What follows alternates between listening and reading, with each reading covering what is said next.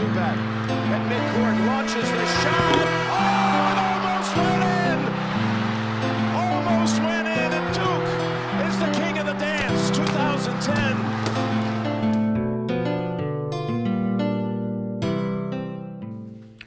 Salut à tous, j'espère que vous allez bien en ces fêtes de fin d'année. Alors, nouvel épisode basket universitaire, le Covid empêche toujours certaines rencontres de se dérouler. D'autres, au bilan négatif, d'autres équipes se disent que à quoi bon en fait continuer de jouer avec tout ce qui se passe et stoppent leurs activités. Heureusement, Big Ten, Big East et Big 12 arrivent à mettre en place quelques matchs. Et ça rehausse un peu l'intérêt du basket universitaire actuellement quand je parle des grosses conférences. Dans les plus petites conférences, il y a quand même des matchs également qui se jouent, il y a des matchs hors conférence. Au passage, allez voir sur le homera.com l'article associé à ce podcast. En tout cas, NCAA Basket Overview épisode 5, on s'y met.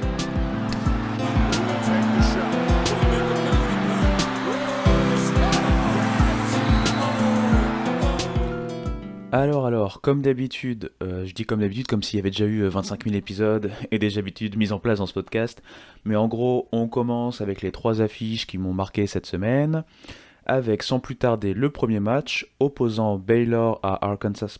Ah non, on me dit que c'est pas le bon match, autant pour moi, désolé. On va parler de Texas Tech face à Oklahoma.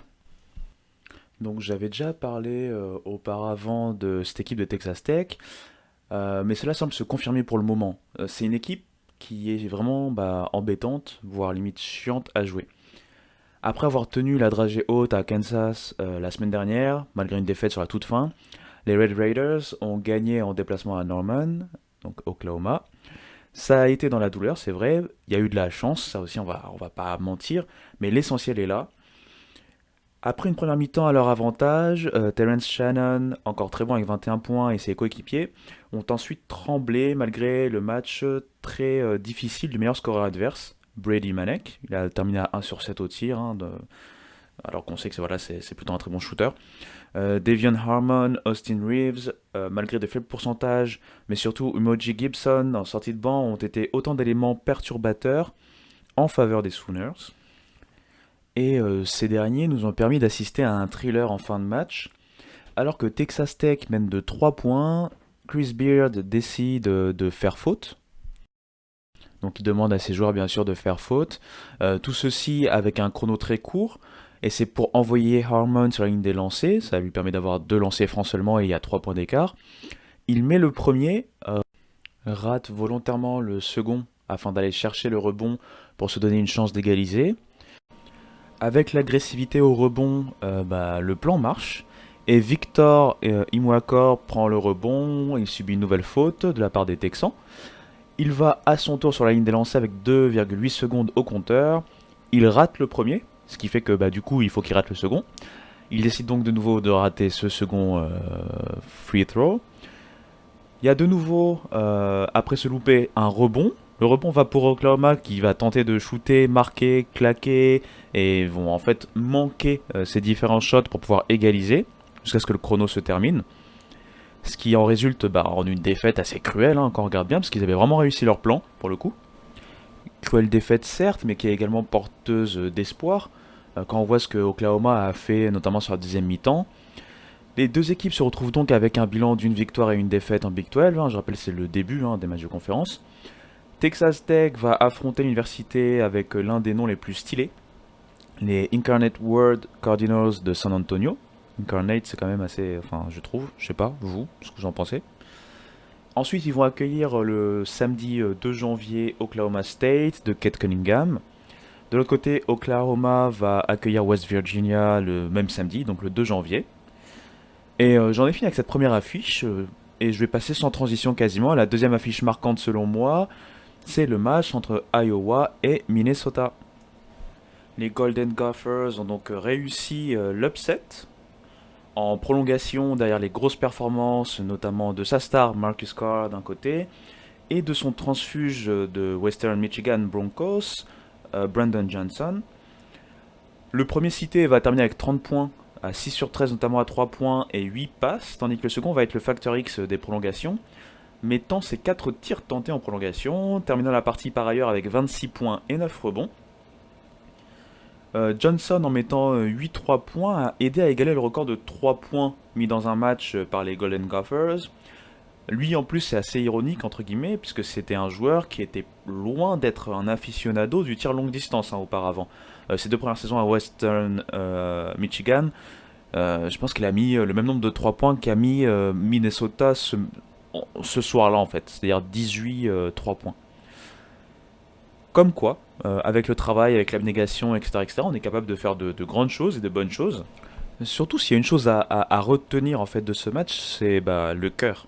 Minnesota a montré une résilience qui lui a permis de combler un déficit de 7 points alors qu'il ne restait que 44 secondes dans ce match.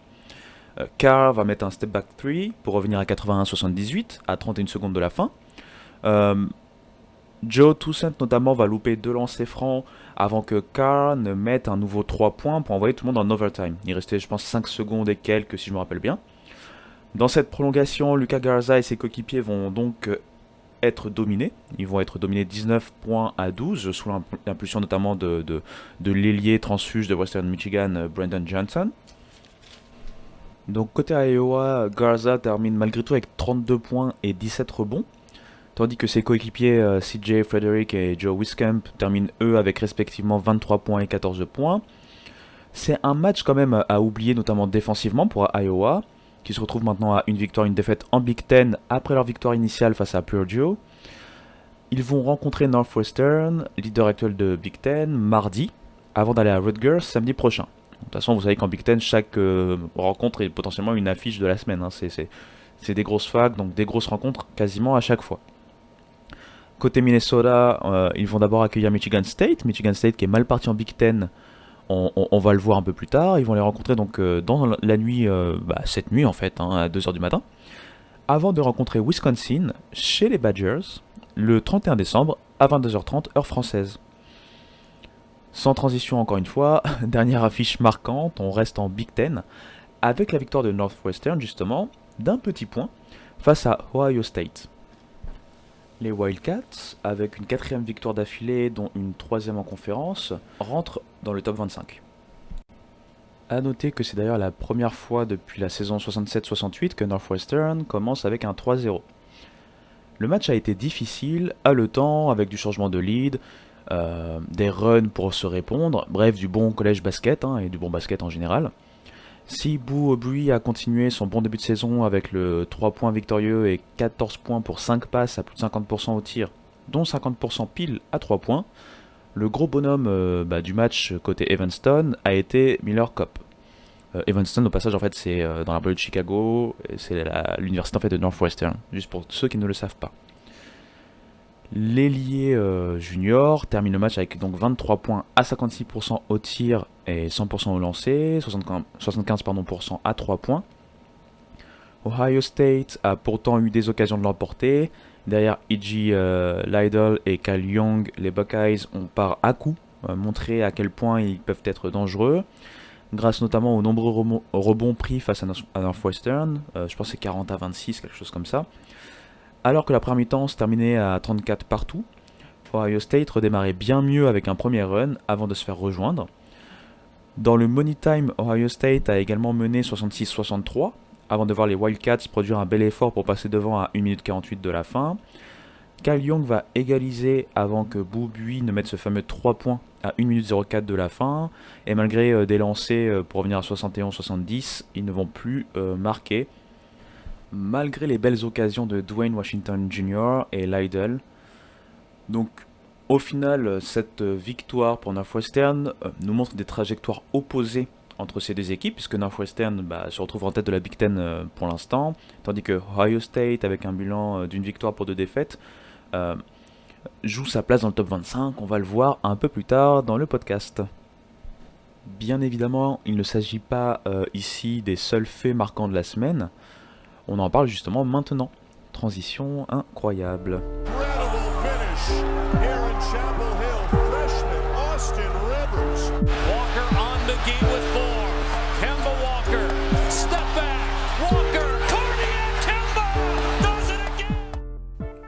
Puisqu'on est en Big Ten, on va continuer.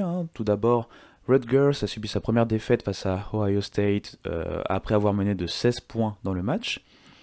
Illinois se replace avec 2 victoires cette semaine et un Ayo-Dosunmu qui se cale dans la roue de Luka Garza, pour meilleur joueur déjà de la conférence, voire limite du pays.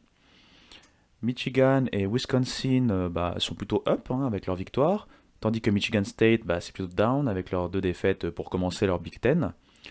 En ACC, UNC perd de peu mais perd quand même à NC State. Louisville de son côté a une semaine parfaite avec 2 victoires puisqu'ils battent d'abord Pittsburgh en conférence pour leur opener de conférence avant de battre leurs voisins à l'université de Kentucky, Lexington. Kentucky qui est donc à une victoire pour 6 défaites dorénavant. Je sais qu'il y a beaucoup de gens qui ne sont pas forcément des fans de Kentucky et qui en ce moment tapent pas mal sur l'équipe de John Calipari ou qui sont en tout cas pas fans du coach.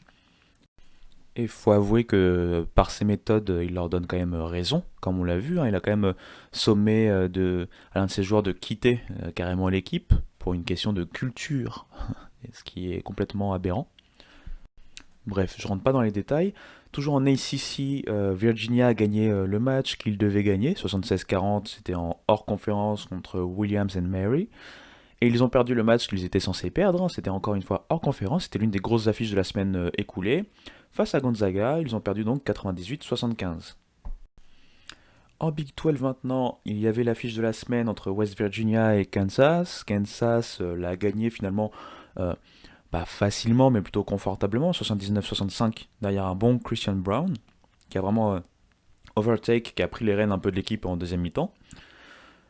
Toutes les autres équipes ont joué hors conférence, donc à part bien sûr Texas Tech face à Oklahoma, comme on l'a vu auparavant.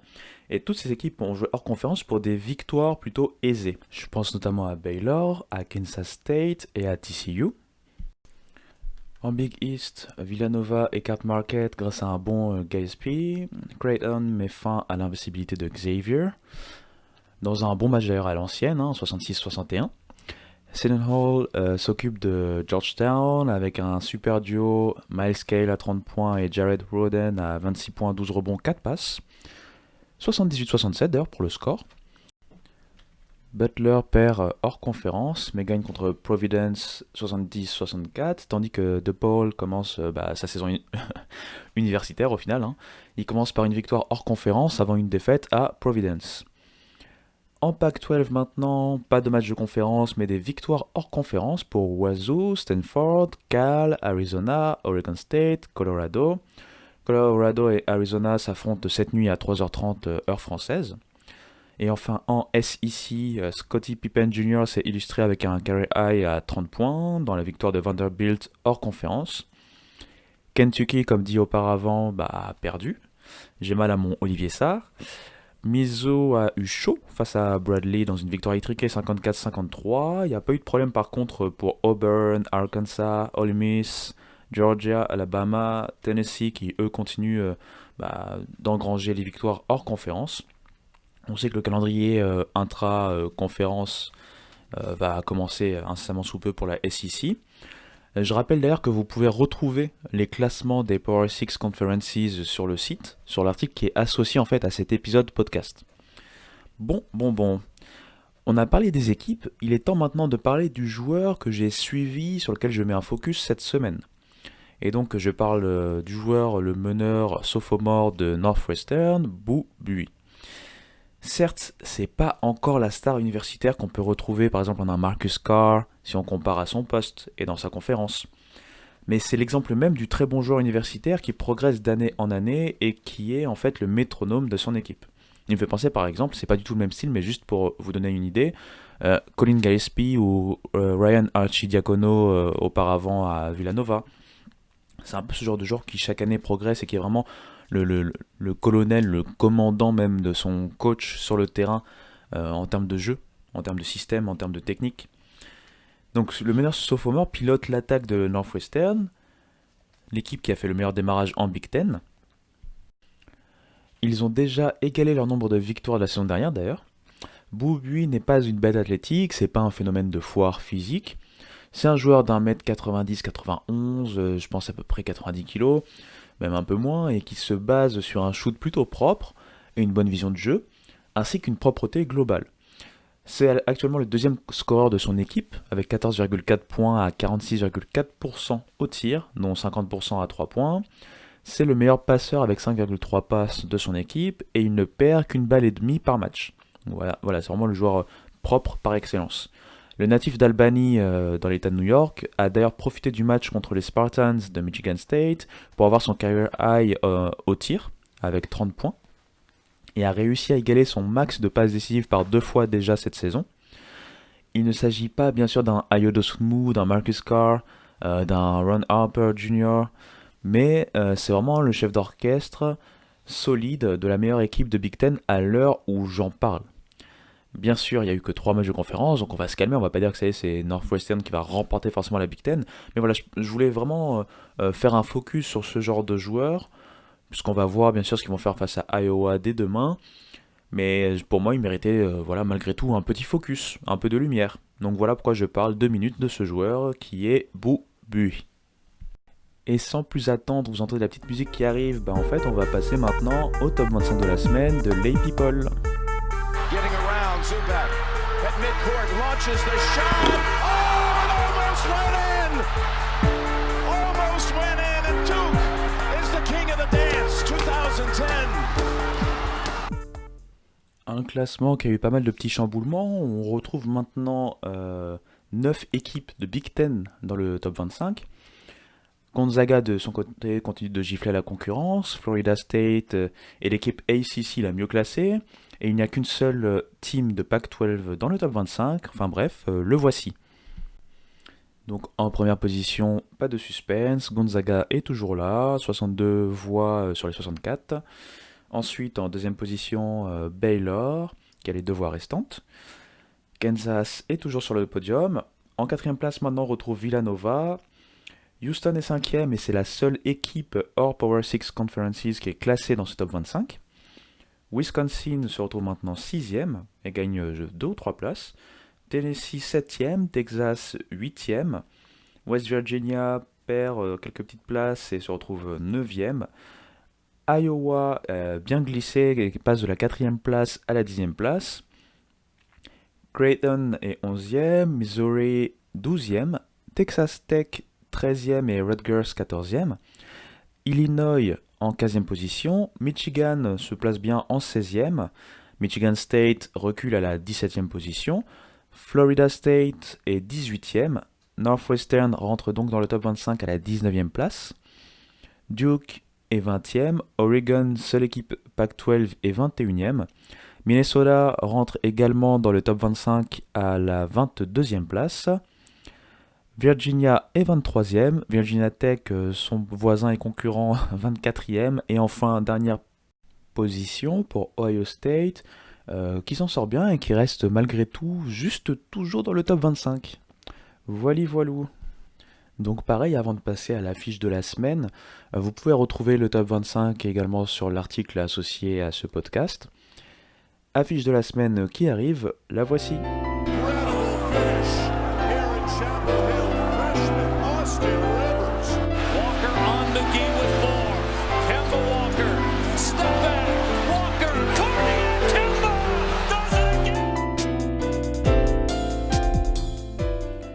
Et donc pour la fiche de la semaine, pour varier un peu, parce que la dernière fois je vous ai mis, je pense que les 2 dernières fois je vous ai mis d'ailleurs de la Big 12.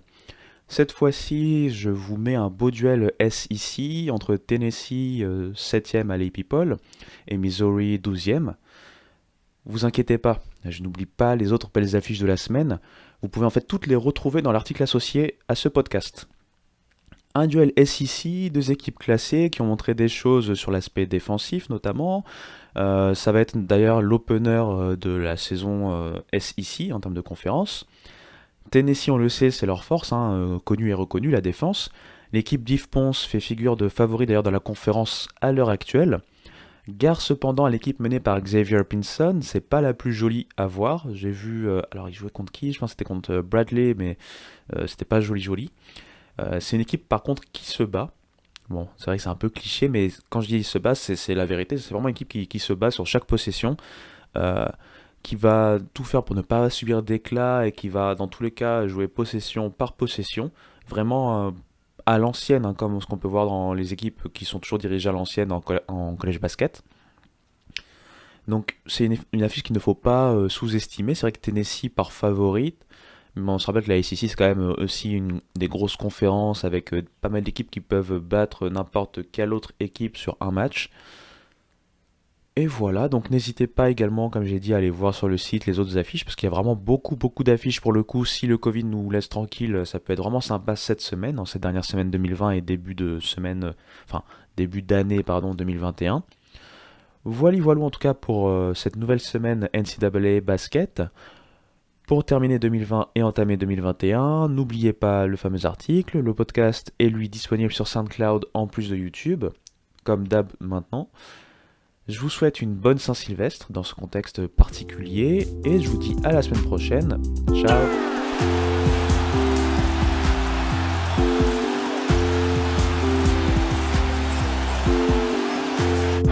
Down. 5 seconds.